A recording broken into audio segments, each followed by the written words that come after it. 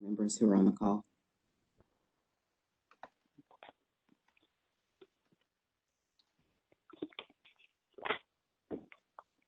Dan Hogan. Present. Perfect. Melvin Gill.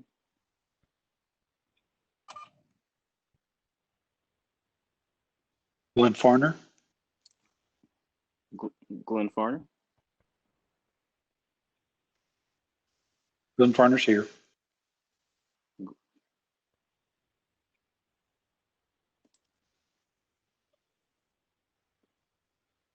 Kathy Bender.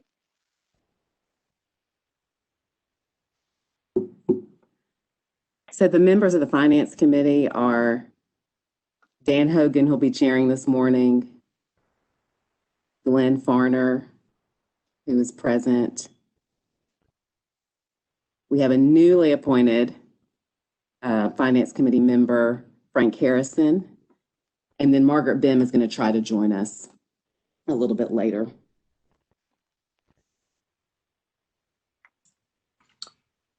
Okay. Chair Hogan, you can kick it off. And I guess I'm ready to. Good morning, everyone. This is Dan Hogan. I will now call the 19th, 2020 meeting of the Finance Committee to order. Chairman Glassmeyer is unable to attend today's meetings, and so you all are stuck with me, unfortunately. It is our opinion that the agenda constitute essential business of this body, and that meeting electronically is necessary to protect the health, safety, and welfare of Tennesseans in light of the COVID-19 outbreak. Are there any objections?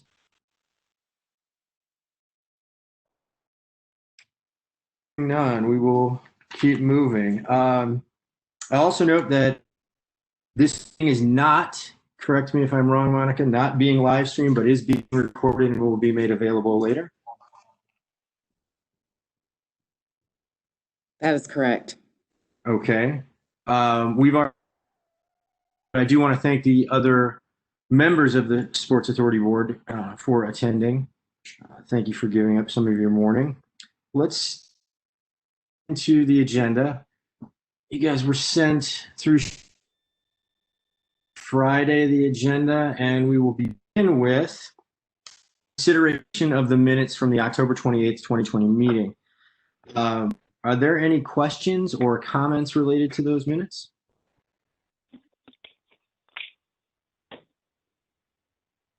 If not, motion to approve. Motion to approve. This is Glenn Farner. Move we approve. Frank Harrison. Okay, yes, I'll go. We'll count yours as a second. How about that? Okay. Any discussion? Hearing none, all in favor. And I guess as a roll call. So why don't we start with Frank Harrison? Frank? Aye. Glenn Farner? Aye.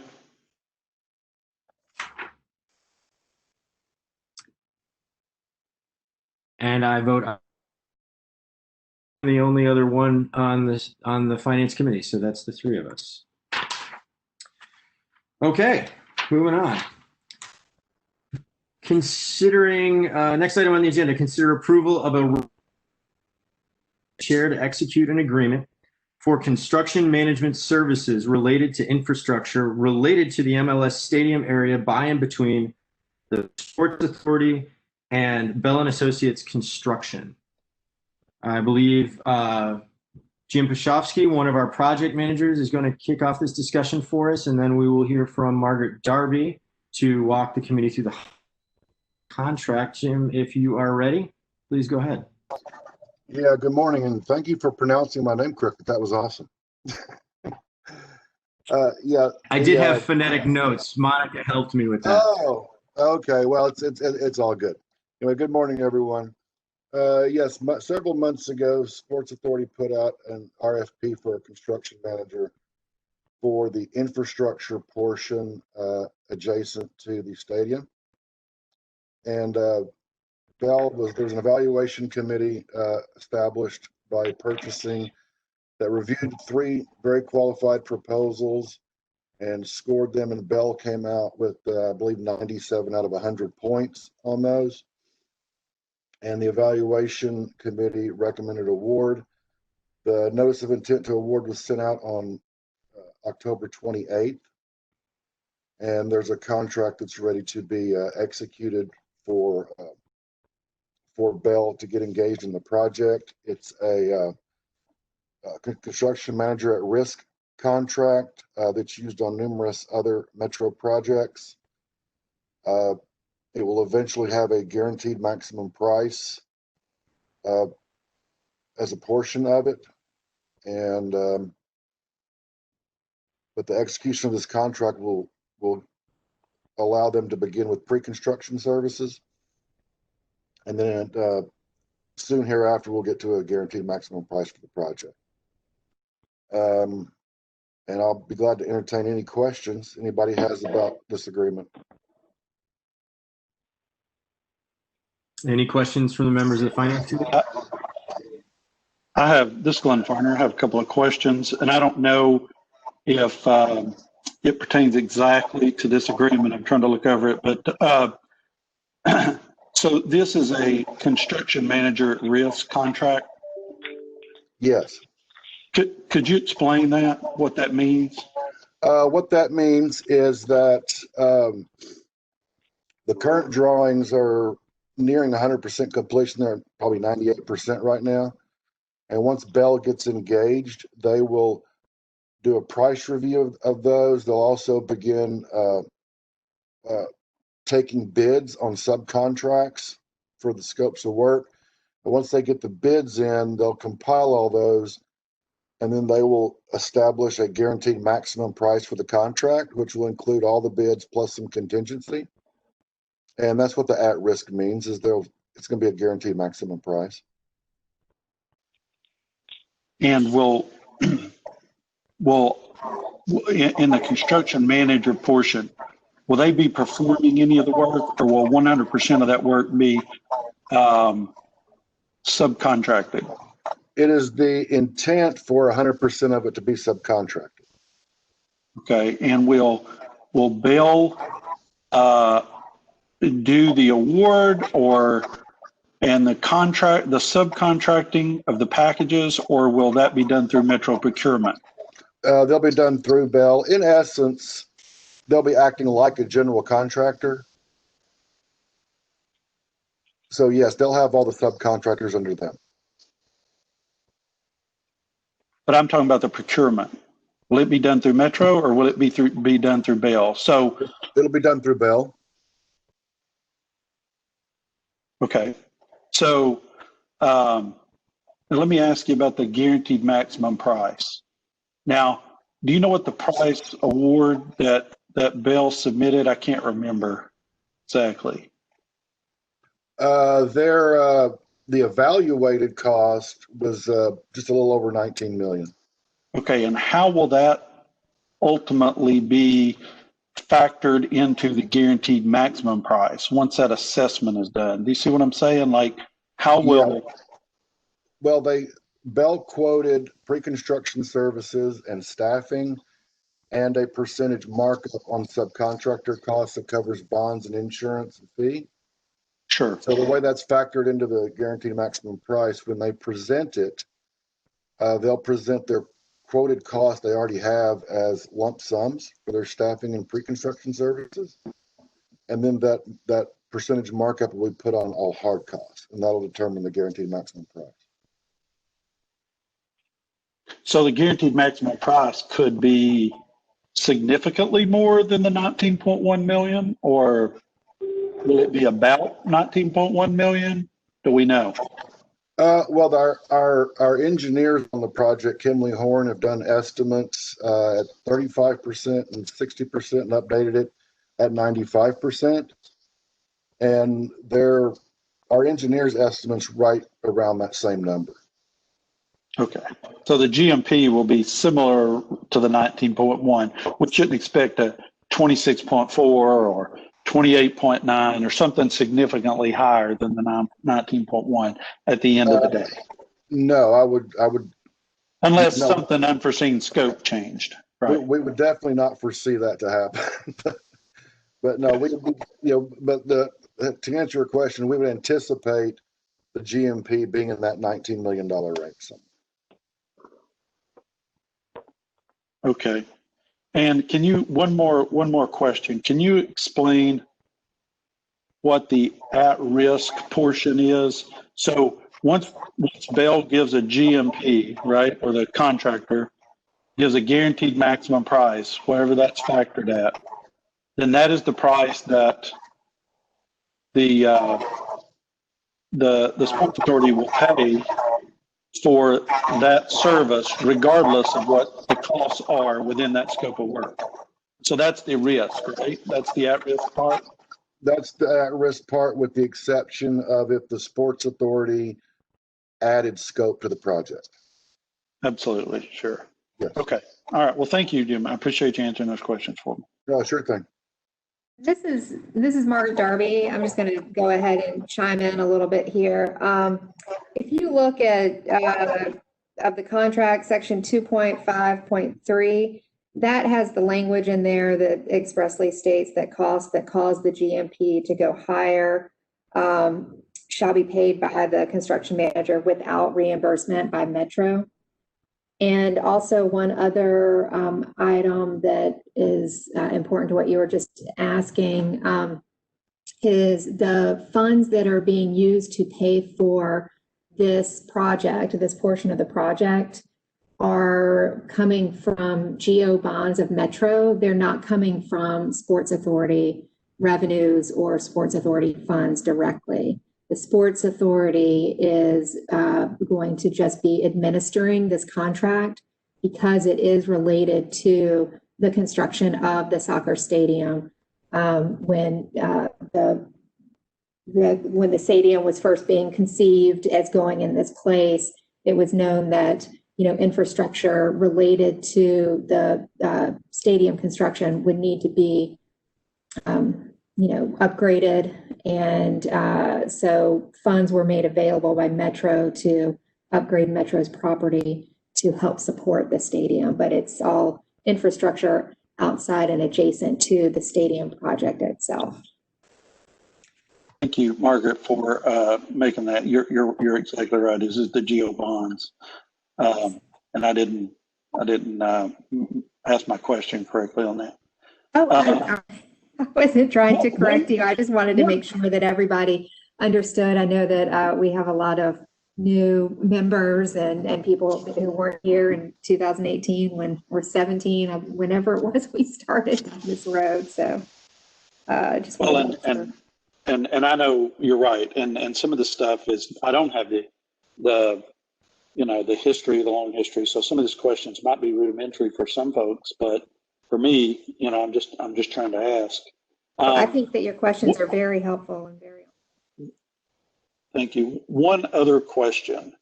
What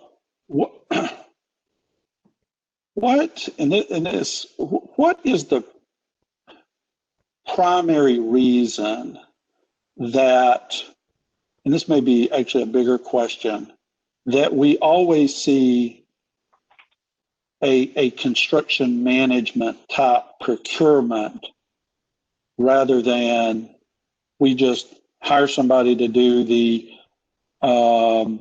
infrastructure work per se, and they give us a bid, and they then they have to say meet the other requirements through to subcontracts, that kind of thing, and they give us a maximum price. So if we are buying a certain scope of work, say, that we just do that for a price, and anything over that price is at risk, and anything under that price, is good for the contractor. Why do we do a construction management agreement? Does that make sense? Does anybody know that?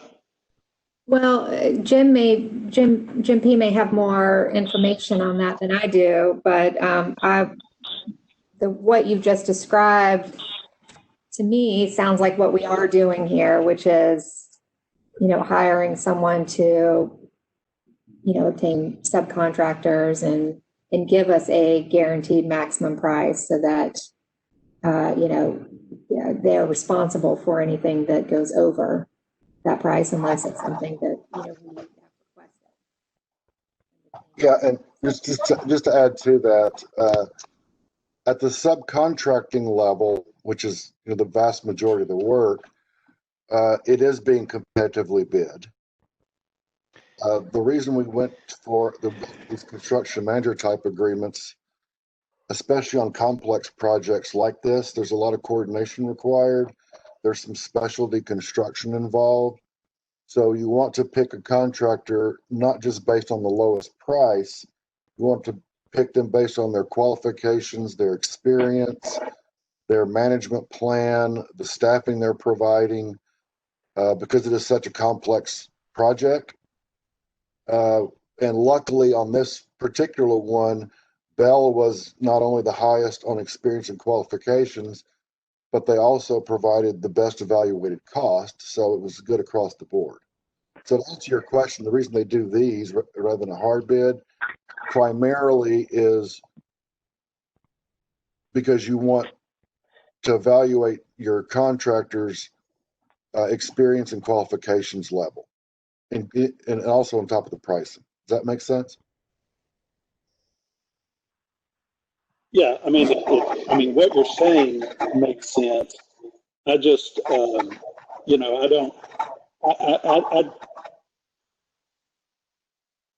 guess my point is we're paying a percentage, right? I say we, the city is paying a percentage to a construction manager for the job that it is doing, correct?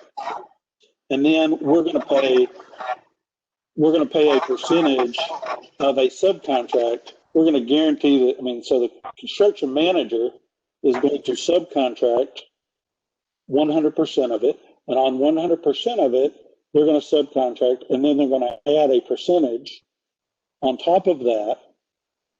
And,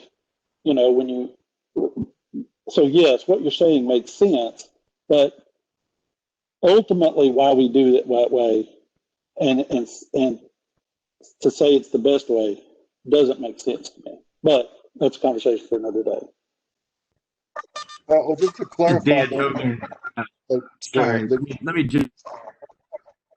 I think Michelle Lane from Metro Pro is on, and Michelle, not to put you on the hot spot, but did you have anything to add to this? I would love to add something. I've actually got my digital hand raised. Yeah, the use of a construction manager at risk, and I think Jim P has articulated it relatively well. It is really designed to help us, manage control of costs on the project at the onset. And, in so much as, the risk is really kind of limited in terms of the owner's risk by using the CMAR process. It really allows for that construction manager, and Jim P, you tell me when you think I'm off on this, but I think I'm right. It really allows that construction manager to manage that process and provide, construction documents, information, details that are complete, and, consider all the proper allowances and contingencies and make sure that that's built into that total, guaranteed maximum price. And then if they, if there's some costs that exceed that GMP, then it really becomes the burden of that construction manager. And so, what we do with these solicitations is we develop a hard cost estimate. And I say we, but it really is the procuring or proponent department, in this case, the Sports Authority, working with their, owner's rep, for all intents and purposes, Jim P. And what we ask the, offers the construction managers to do is to give us a sense of what all of their pre-construction costs, kind of their home office costs, all those things would be. And then we give them a hard number that would represent all of those hard costs. And then they tell us how much they would, that markup percentage that I think you're referencing, which goes into everything that it takes to manage this project, to solicit all of those bids, everything it takes to get the project done. And we want to evaluate them on those costs and take out any potential gamesmanship that can come in when you leave that open hard cost number there. So I think that using this as it depends on the project. It depends on, how far into the design and et cetera that you are. It sounds to me like you're asking, why would we do this instead of what we call a design bid bill kind of approach. And I think that it's an effort really to kind of help control costs and to make sure that, we consider any potential in terms of managing the project for any unknowns that may be there. The CMAR is really, it's a service that's provided to us. And to the extent that, the construction managers are able to limit their, it happens, like Jim said, that, sometimes they're doing some of the construction work, but for the most time, they're finding the most qualified subcontractors to fit within the pricing, that they already know because they've submitted to Metro a general, sense in terms of markup and all of these other things. So they're trying to control those costs because they know that if they exceed, this GMP, that they're on the hook for it. So, let me ask one follow-up, and I won't belabor it, but so if, let's say Bell Construction, they perform bridges. I mean, let's say they do bridges day in, day out. That's what they do. They do best, right? Would they be able, there's a small bridge in this project, would they be able to build that bridge?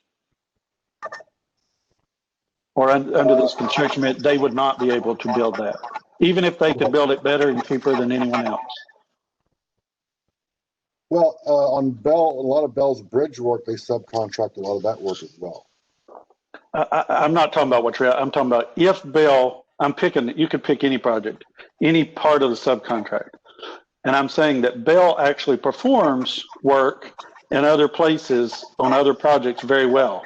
But if they were able to perform it, self-perform that work, even as a subcontract, would they be able, under this arrangement, to perform it? If they could perform it better and cheaper, would they be able to perform it?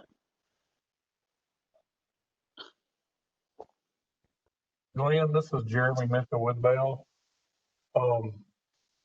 I can't speak exactly how this contract reads because I haven't seen it yet, but historically, my understanding, and I'm going to keep it really simple, but it's my understanding that we would be required to bid it and submit our bid to Metro, and Metro would have a kind of a rip and read with our other competitors. Okay. So you technically could, but you would have to bid it. But you wouldn't be bidding it for yourself to evaluate as the construction manager. You'd be bidding it for Metro to evaluate it, right?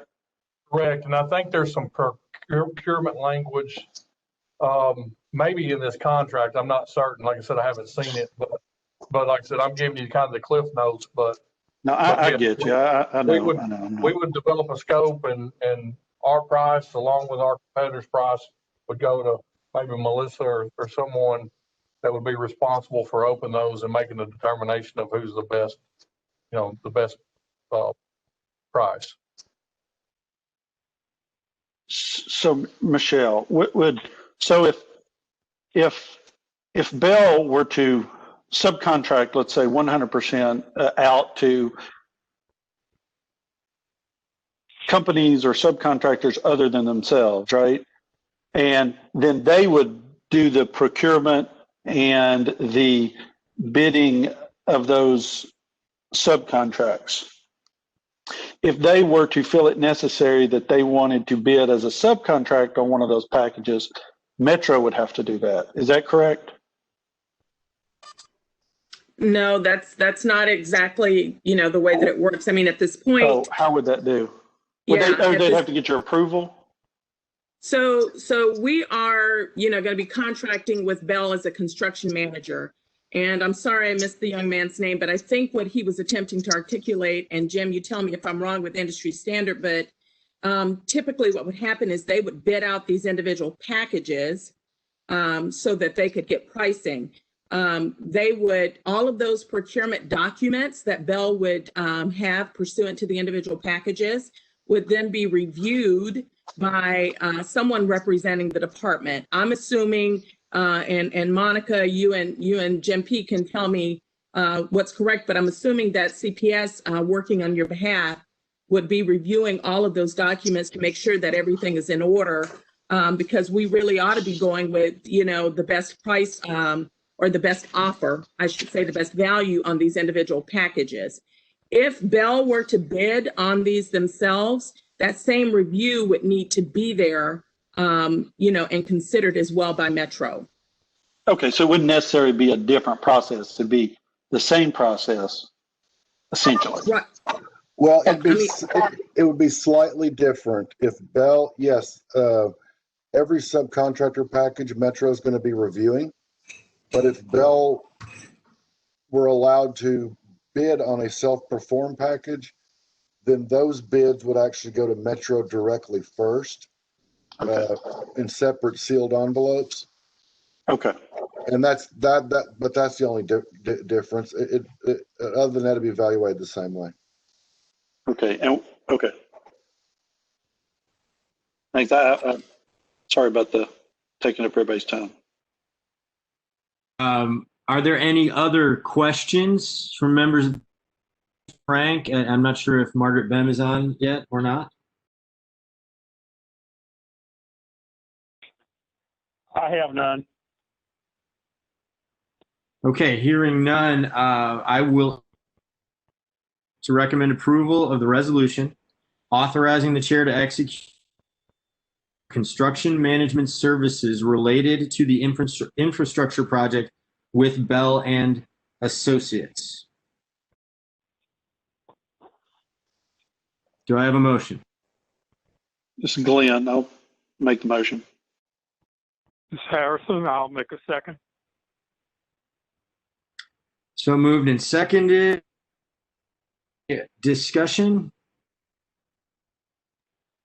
Hearing none, all in favor, I'll go through the roll. One. Glenn Farner? Aye. Frank Harrison? Aye. And I also vote aye. I believe that's the entire. Monica, if I'm missing Margaret or anyone jumps on late. No? Moving on, we have on the agenda, and it is approval of a resolution increase in expenses related to project management, related to preliminary planning, design, and construction of the new soccer stadium. And Monica, I guess I will be handing this off to you to run us through, please. Yes, thank you. This is a request that you all are familiar with. Since April of 2018, staff has periodically come before the Finance Committee and the board to request authorization of funds from the Arena Revenue Fund to pay our project managers, Gobble Hayes and Capital Project Solutions, until the revenue bonds were issued. And then the plan, of course, is at the time we receive bond proceeds, we will look to reimburse the Arena Revenue Fund completely. The last request was in June, and to date, the board has authorized $1,025,000. The request today is for an additional $370,000, and it's based on the proposals and the scope of work that we've received from the project managers. And you received those on Friday. They're in the SharePoint link. And so that amount, the 370, will take us through January 31st, 2021. The good news is we are scheduled to close on the bonds in the middle of December. And so once once we have the proceeds, we will begin to pay the funds from that source as opposed to the Arena Revenue Fund. The January timeline just gives us some flexibility because we always need a little bit of flexibility. Are there any questions? Monica, this is Dan. I have a quick question. This is Frank Harris. Go ahead, Frank. Did you say additional 370,000? An additional 370,000. That's correct. So the funds that the board has authorized to date have been exhausted, and that is not a surprise. You know, the reason that we've continued to return to the board with these requests is because honestly we are just waiting to issue the bonds, and so we've had to fund the project management expenses from a different sports authority fund until we receive bond proceeds. So 370,000 is the request for today, and that should be the last request that we bring to you in terms of authorizing funds from the Arena Revenue Fund, all going well. All right, thank you. Hogan, is there any possibility that the bond issuance would be delayed? Well, we hope not. I don't know if Mary wants to speak to that or anyone else. But at this point, we are on schedule and we're on track. We have met with the bond rating agencies and we are continuing to walk through the process. And right now, we are still on schedule. Monica, this is Tom Edelman. Oh, Tom, thank you. Yeah, the schedule is progressing as expected. We're supposed to get ratings today from the rating agencies, and the marketing will start next week. So everything is on schedule for the bond. Perfect. Thank you, Tom. One follow-up question. So presumably everything goes according to plan and the bonds are issued in mid. If there is a surplus, then being that we are budgeting to have revenues available via this mechanism through the end of January, can I safely assume that any surplus then just goes back into the Arena revenue? That's right. We are charging the Arena Revenue Fund as the invoices come in. And so if there is, if we have the bond proceeds, then we will not charge that account anymore. Understood. Okay. Thank you. Are there any other questions? Yes. From the committee? Glenn? Monica, I have one question. This 370,000, is it a new cost or an additional cost, or is it just an anticipated cost already factored in under the cost of the project that, assuming the bonds were already issued, would have already just be paid? And because the bonds haven't issued, we're having to take it from the Arena account. Is that an understanding of it? Yes, that's correct. So it's not approval of an additional 370. It's just work they've done that we're paying them for, and we're taking it from the Arena account because the bonds haven't been issued. That's right. So you're on point. That's exactly right. I guess the additional word comes from there was an authorization. We've exhausted it, and now we're coming back to you and asking for more funds from this Arena revenue source. But like you said, if we had bond proceeds, it would just be paid out of that. So you're right. And I believe you said this. Will the money will be put back in the once the bond proceeds will be put back into the Arena account or whatever? That's correct. Yes. Thank you. Are there any other questions from the committee? If not, I will entertain a motion for the resolution authorizing additional expenses to management consulting services for the MLS Stadium. Do I have a motion? Let me ask a question first. the way that resolution sounds, it sounds like it's an additional fee and not part of the original fee. Am I making sense to you? Because that's why I asked the question a while ago. Was that an additional $370,000? But all that's been cleared up with your explanation. But the resolution just sounds like it's an additional amount, and added on to what we've already agreed on. And is there some way we could clear that up? It does say approving an increase in expenses related to the project management consultant services. Would you say that again, please? The resolution at the top of it says it's authorizing and approving an increase in expenses. That's the words. Okay. The word is increase. I think we're all on the same page in terms of the funds that will be expended and the funding source. Do you have a recommendation in terms of revising the wording? This is Margaret Darby, and I think that maybe we could revise it to say an increase in expenditures from the Arena Revenue Fund related to. Would that help? Because that's exactly what we're doing. We're authorizing an increase of an expenditure from a fund to pay for these expenses. Why wouldn't we just say we're authorizing the expenditure from the resolution?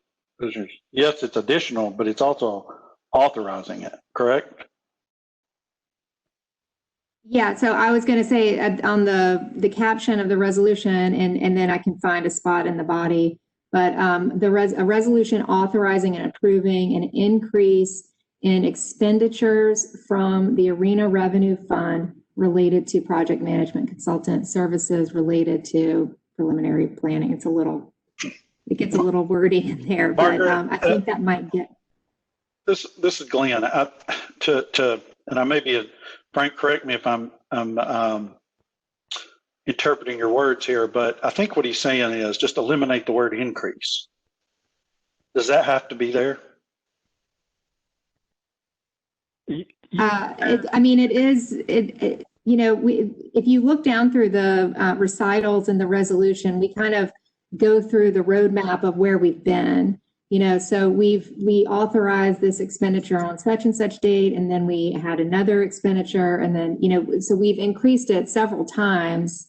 The overall expenditure from the fund, and so that's why we've used the word increase every time we've done this. I guess we don't have to use the word increase if you look through the. Does that make sense, Frank? What she's saying is that in the recitals, she's saying we increased it from 0 to, or we initially approved it 0 to whatever the dollars were, and then we increased it, and then we increased it, and now we're asking for another increase in that approval amount rather than just saying we approve this amount. Does that make sense? Did I say that right, Margaret? Yes.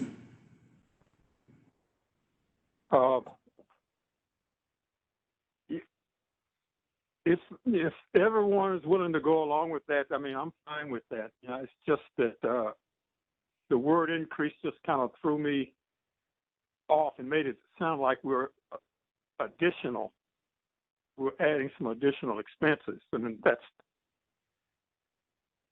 I didn't want to vote for something that was an additional expense. But if the word increase is not troubling to anybody else, I guess it's not troubling to me either. I guess what she's saying is Hello? This is Glenn. I was just going to say, I guess what Ms. Darby was saying was without rewriting it, with changing the word increase, it would entail rewriting the resolution not to include the increments of approvals. So, Oh, okay. I mean, I'm good with it, but you're right. It does indicate that there's an increase in the cost, not that we're increasing the approval amount from the revenue fund, from the arena fund.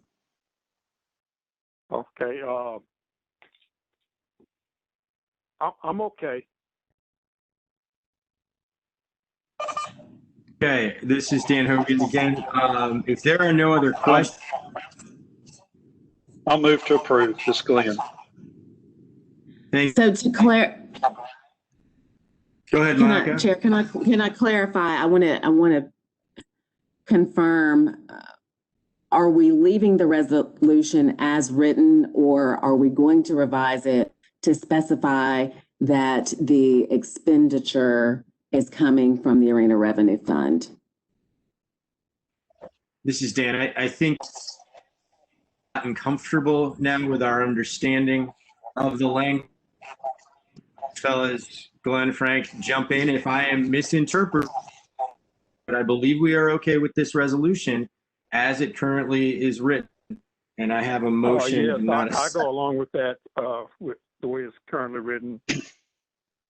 With the explanation I've gotten, I could go along with it, with the way it's currently written. Yeah, Thank you. and maybe just an explanation that, in the minutes or whatever, it's an explanation that the increase is referring to the revenue, the arena fund, the amount approved from the RETA fund, not the cost of the project. Great, thank you. Good idea. This is Dan again. Glenn, I have a motion. Frank, do you want a second? I'll second it. All in favor? Just say aye. Aye. Aye. Aye. With that, it is passed. And unless I am mistaken, I believe that's our agenda. I'd like to thank everybody for time. Members of the board, the Sports Authority staff, the representatives, project managers, everyone else that helps support this. Thank you very much for your time. The full board will take up the committee's recommendations along with other items in about 15 minutes. Is there anything else from the committee? Okay, hearing none, I will entertain. So move, Frank Harrison. Thank you, Frank. Moved and seconded. All in favor? Aye. Aye.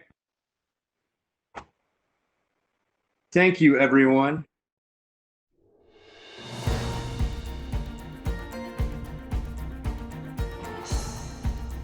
This has been a service of the Metro Nashville Network. If you would like to see this presentation again, or for more information about this and other programs, visit nashville.gov.